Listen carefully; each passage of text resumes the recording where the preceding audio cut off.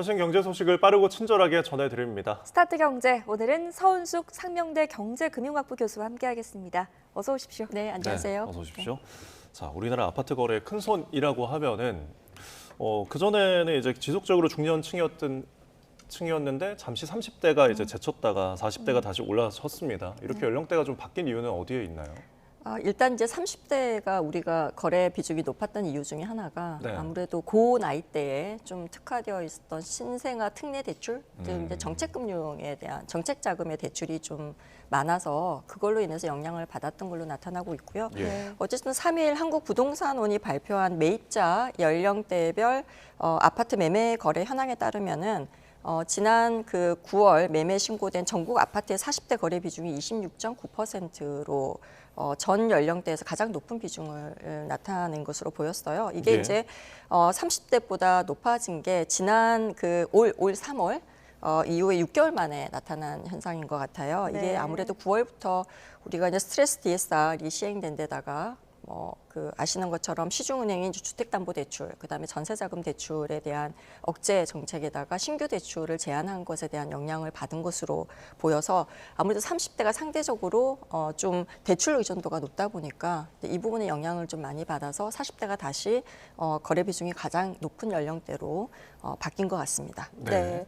또 한 가지 특이한 점이 있습니다. 아예 어린 20대 이하의 매입 비중이 지금 2월 이후에 최대라면서요. 네. 이런 현상은 또 어떻게 봐야 이게 될까요? 이제 전국 기준으로 한 3.6% 정도의 비중을 차지한 것으로 네. 나타났는데요. 이제 우리 모두가 뭐 알고 있는 것처럼 사실 20대 이하인 경우에는 소득이 없어서 네, 사실 가능성이 크죠. 집을 살 여력이 크게 되지 않는다는 거죠. 근데 네. 이제 예. 우리나라는 어쨌든 주택을 살 때 전부 다 자금 출처 조사를 하기 때문에 자금 출처 현황에 따르면은 주로 부모님으로부터 받은 상속 증여 이런 부분이 차지하는 비중이 높은 걸로 나타났습니다. 네. 그래서 흔히 말하는 것처럼 부모의 금전적인 지원을 받는 좀 금수저들의 그 주택 매입 비중이 높아졌다라고 우리가 해석을 할 수가 있겠죠. 예. 서울 아파트값이 어쨌든 32주 연속 오름세를 보이고 있지만 좀 뜯어보면은 상승폭 그리고 거래량도 감소를 하고 있거든요. 네. 뭐 이게 지금 서울 주택 시장이 전반적으로 침체기에 들어간 거다라고 보는 시각도 있긴 한데 네. 하락장으로 그럼 앞으로 전환될 가능성도 있는 건가요? 이제 데이터를 좀 보다 보면은 이제 10월 넷째 주 주간 아파트 가격 동향 조사가 이제 발표가 돼서 보면은 서울의 예. 경우가 9월 둘째 주가 0.23% 상승이었단 말이에요. 이 이후로 지금 4주 연속 상승폭이 이제 감소하고 있는 추세를 보이고 있어요.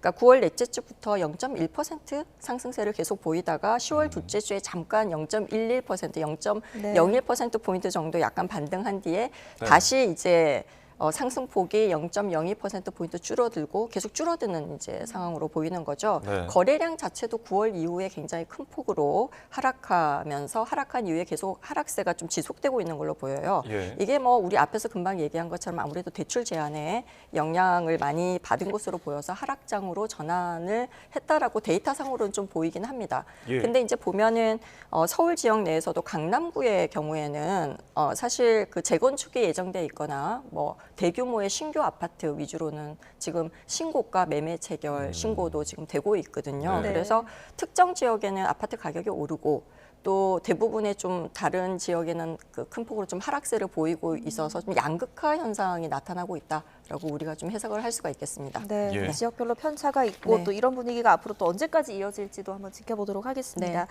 다음 주제로 한번 넘어가 볼게요. 한국은행이 기준금리를 인하했는데 그 후로 은행권의 예금 대출 금리 엇박자가 계속되고 있습니다. 네. 지금 일단 현재 5대 시중은행 예금 금리가 어떻게 나타나고 지금 있을까요? 이제 주요 정기예금 상품 최고 금리를 보면은 연으로 연평균 3.35%에서 3.55% 이 수준으로 집계가 된 걸로 나타났습니다. 네. 그러니까 한은이 기준금리를 발표한 다음 날인 12일 일이 이제 3.15에서 3.80%였거든요. 이거하고 비교하면 3주 만에 좀 많이 좀 낮아졌다라고 우리가 상단이 0.25%포인트 정도 낮아졌다라고 해석을 할 수가 있고요. 예. 이게 이제 주요 은행들이 지난달에 기준금리 인하한 이후로 전체적으로 예적금 금리를 이제 내리는 분위기다라고 우리가 이제 해석을 하는데요. 사실 기준금리가 내릴 때 시장금리도 같이 떨어지거든요. 네. 이제 그러다 보니까 은행들 입장에서는 시장보다 높은 금리로 자금 조달을 해야 될 필요가 없다 보니까 만약에 이제 뭐 이것보다 더 높은 그 예금은 어떻게든 보면 자금 조달하는 거거든요. 더 높은 금리로 자금 조달을 하게 되면 본인들의 손익 구조에 좀 문제가 생기기 때문에 예. 일단은 예금 금리가 기준 금리가 떨어지고 시장 금리가 떨어지면서 같이 내리고 있는 것으로 우리가 해석을 할 수가 있습니다. 예. 결국은 이제 예금 금리 아까 언급하신 것처럼 하락하고 가계대출 금리 오히려 상승하면서 방금 봤던 표처럼 이제 예대 금리 차가 점점 벌어지는 네. 모습을 목도할 수가 있는데 그럼 아무래도 이 배경이 어디 있느냐를 또 생각해 보면은 네. 금융당국이 이제 가계대출 관리를 좀 요구하다 보니까 이게 네. 계속되는 걸까요? 네, 맞습니다. 이게 이제 대출 금리 같은 경우에는 이제 신용 대출 금리만 우리가 한번 보면은 예.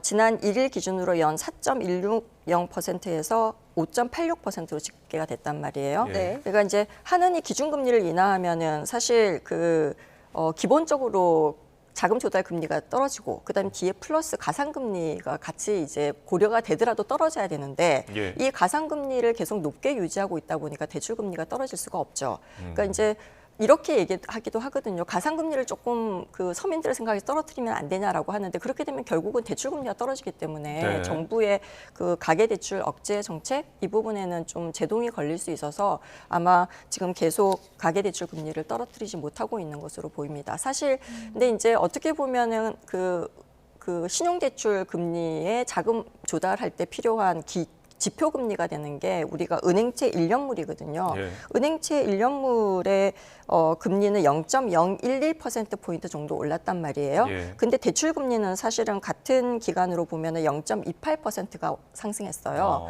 그러니까 지표 금리보다 훨씬 더 대출 금리가 많이 오른 거죠. 네. 이제 그렇게 보니까 대부분의 이제 시장에서는 좀 떨어뜨려야 되는 거 아니냐라는 의견들이 굉장히 많이 나오고 있습니다. 네. 예대금리 마진 차이를 얘기하다 보면 역시 은행들의 이자 잔치 얘기가 나올 수밖에 없을 네. 것 같습니다. 네. 지금 은행들은 역대급 실적, 3분기 역대급 실적을 거둔 것으로 확인이 됐는데 결국 그 부담을 또하는 것도 서민들일 것 같거든요. 네. 이 마진 차이 좀 언제까지 이렇게 크게 될까요? 이게 결국은 정부가 이제 방향을 어떻게 잡는지에 달려 있는 거죠. 이제 예금 금리는 어쨌든 자금 조달 금리를 반영해서 시장 금리를 고려하다 보니까 떨어질 수밖에 없는 거고 대출 금리는 정부의 정책 금리 형태로 이제 가상 금리가 붙어 있다 보니까 떨어지지 못하는 상황인데 예를 들면은 지금 이제 주택 가격이 조금 하향세로 네. 돌아섰고 가계 대출 규모가 좀 억제된다는 이제 지표가 나오기 시작하면은 그러면은 당연히 대출 금리를 사실은 서민들의 소비 그 진작을 위해서도 이게 소비 진작은 결국은 우리가 경제 성장에도 도움이 되는 부분이거든요. 예. 그래서 그런 차원에서 내리는 게 맞다라고 생각하는데 어쨌든 정부가 정책적으로 가계 대출이 잡혔다라고 생각을 해야지만 내릴 수 있을 거라고 생각을 합니다. 그리고 한국은행이 이제 기준금리를 또 결정을 해야 되잖아요. 예. 그래서 올해 내로 기준금리가 한 번 더 떨어지고 나면은 대출금리를 지속적으로 계속 유지하기는 어려울 것으로 예상되고 있습니다. 알겠습니다. 네네. 자, 또 다음 주제도 살펴보겠습니다. 삼성 이야기인데 기사 중에 삼성의 반도체 수장들이 임원들과 연속 토론에 나섰다 이런 네. 기사가 눈에 띕니다. 네. 아무래도 지금 업계 전반에 퍼져 있는 삼성 네. 위기론을 좀 돌파하기 위한 조치겠죠. 네, 그 정영현 그 디바이스 솔루션 우리가 이제 DS 부분이라고 부르는데 예. 부회장이 이제 소속 임원들하고 이제 토론의 자리를 마련해서 삼성전자의 반도체 기술력과 그다음에 사업 경쟁력 방안, 조직 개편 방안 이런 거에 대한 의견을 공유한 것으로 보입니다. 근데 네. 이제 전 부회장 같은 경우에는 사실 삼성 위기론이 퍼지고 있는 상황에서 지난 8월에 사내 공식 게시판에 메시지로 경쟁력이 약화되고 있는 원인을 두 가지로 꼽았어요. 한 가지가 뭐냐면은 부서 간 소통의 벽. 그다음에 예. 두 번째가 비현실적인 계획을 보고하는 문화 확산.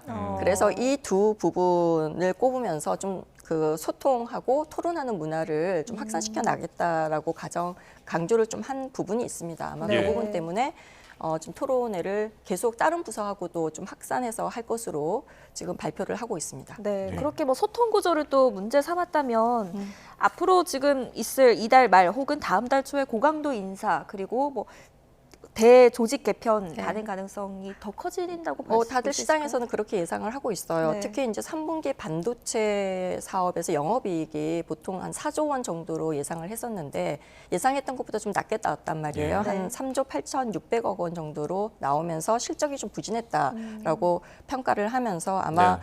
회사 위기를 좀 확인을 한 만큼 실적으로 그래서 하반기 인사 및 조직 개편이 좀 고강도로 이루어지지 않을까라고 시장은 예측을 하고 있습니다. 네. 예. 네.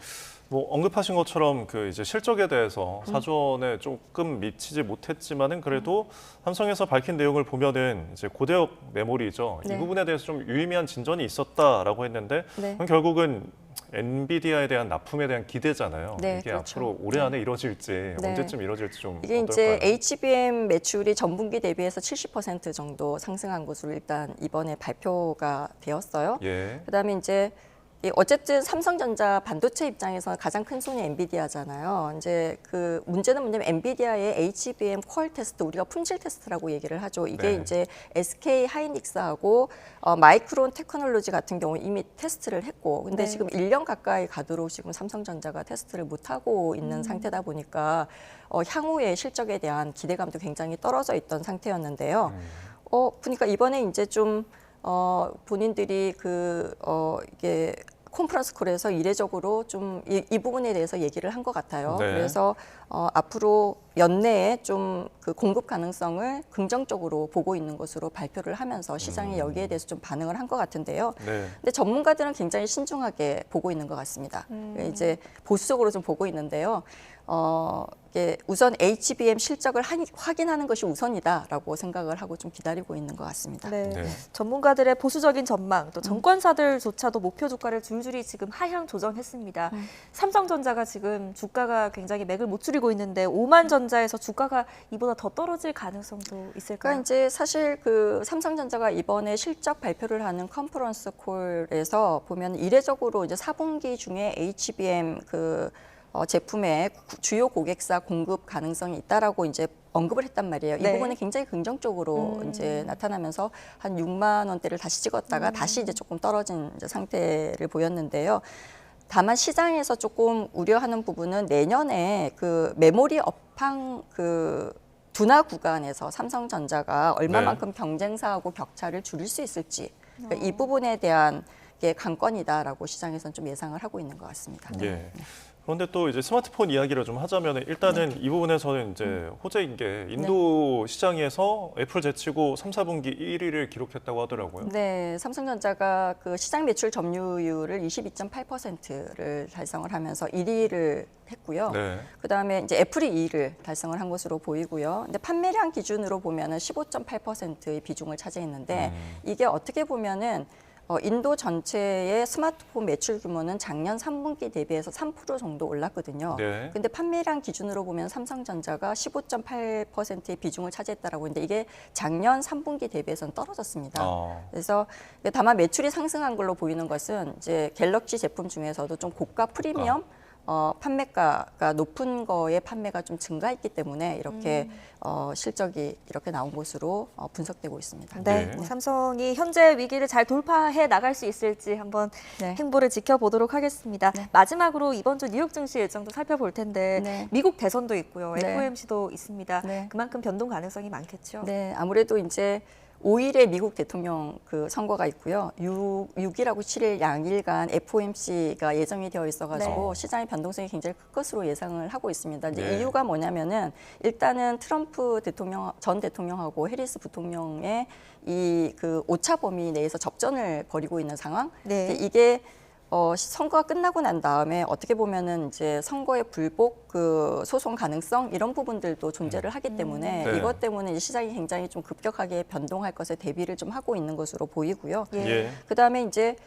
미 노동부가 그 실업에 관한 신규 일자리가 얼마만큼 늘었는지를 발표를 했는데요. 비농업 신규 일자리가 전월 대비해서 굉장히 좀 목표치보다 많이 미달한 것으로 나타났습니다. 근데 이게 이제 이렇게 된 거는 이제 일시적인 영향으로 좀 보이는데요. 왜냐하면 그 허리케인 타격이 예. 굉장히 컸고요. 그다음에 보잉사의 파업 여파도 네. 좀 일시적인 영향으로 보인다라고 보고 있고요. 그다음에 이번 주에 뉴욕 증시 상장 기업들의 실적 발표도 좀 이어지고 있어요. 그래서 S&P 500 지수 구성한 종목 중에서 100여 개 기업이 실적을 발표할 예정입니다.